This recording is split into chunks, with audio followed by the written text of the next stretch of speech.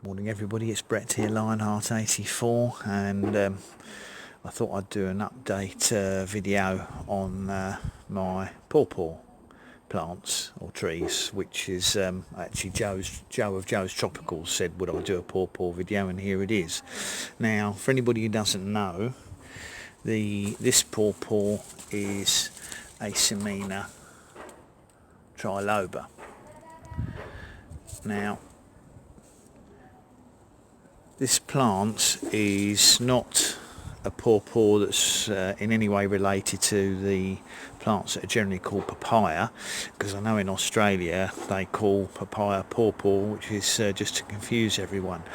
But these deciduous trees, which are extremely hardy, are closely related to the tropical custard apple and sugar apple trees. They're from the Annonaceae family, but these are the largest fruit native to the cool areas of America, and they're perfectly hardy here, although whether or not we can get fruit is another matter, because our summers aren't really hot enough for them. This is my first one. It's the largest one I've got. This came from a nursery called Burncoose. Now this is not a grafted tree, this is a seedling growing tree, which tends to mean that they take a lot longer to reach flowering and fruiting maturity. It's probably going to be another 3 or 4 years, although it's one of my larger trees, before I see flower buds on it.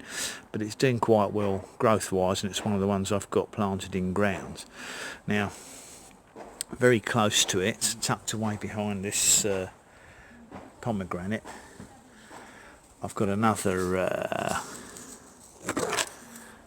PawPaw. Now this is a grafted one, which is a named variety called Sunflower, and you can see the advantage of grafted trees. This one's actually got about 3 or 4 flower buds on it already, even though it's only about 3 feet tall. Now I'll check later, but I think this one might have come from a company called Lubera, but I will check my lists and put something on the video. It is only small, but the one advantage that it's got 2 or 3 flowers is I might be able to use them to cross-pollinate my other larger one that's got flowers on it, because they really do need to be cross-pollinated. So that one is my sunflower, and you can just about see that there are some there is a flower bud on it, and there are a couple of smaller ones coming.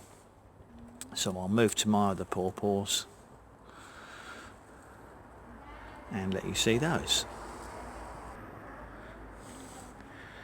So I've now moved over to my other PawPaw plants. These are small ones, these are also grafted. The first one at the front here, which hasn't got any flower buds on it at all, is a Pennsylvania Golden, and the other one behind it is a KSU Atwood. Now one of the problems with PawPaws in this country is they are incredibly slow growing when they're young. I mean, these plants only put on about 3 or 4 inches last year, which at that rate it's going to be a long time before they get to a decent manageable size. But they apparently take off after they've been in for 3 or 4 years, but obviously we'll have to wait and see what happens. Now at the back here is my largest one. This variety is a Prima, which is like sunflower, is meant to be slightly self-fertile. There's various views on whether or not they are self-fertile or not, but they are one of the ones that have a chance of producing fruits. Now I would imagine if any of these flowers set fruit, probably the fruit here wouldn't be ripe until about October, and we'd still need a very warm summer. They realistically need to be hand pollinated. Let's see if I can get a little bit closer.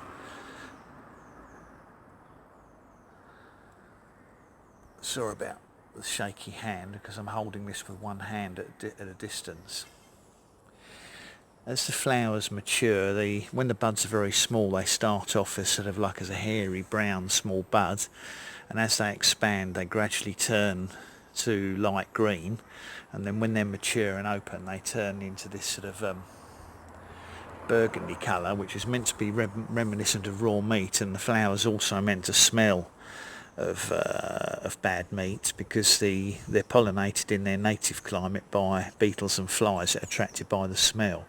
Well, it's unlikely we'd have the correct beetles or flies here to pollinate them, so realistically you need to think about hand pollination.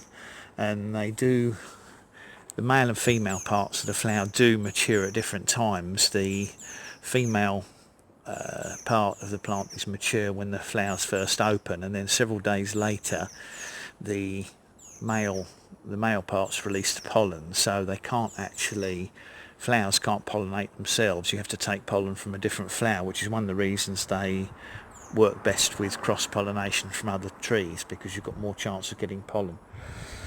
But anyway, that's a really good sized one, that Prima. That's that's a good 6 feet tall, including the pot, a little bit over 6 feet actually, and that grew about 6 inches last year, but more importantly it's covered in bud. So I'm just hoping that my smaller ones are going to pick up the pace,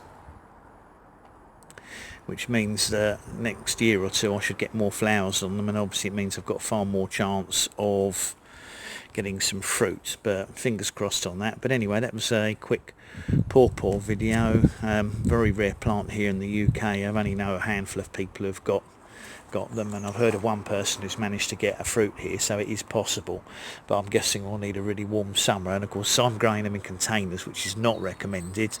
They're a deep-rooted plant that really benefits from being in ground, but I haven't got permanent ground space available here that I want to plant them in, so I'm putting them in containers just to see if what's thought to be impossible can be done, and they can be fruited in containers.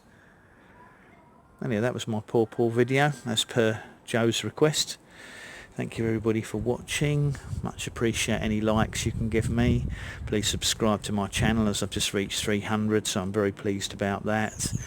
Do share the video if you think anyone else is interested in PawPaws, which is the Asimina Triloba, one of the Annonaceae family. And obviously if you want to see updates during the summer when I post updates on this, then hit the bell and you'll be notified of future videos.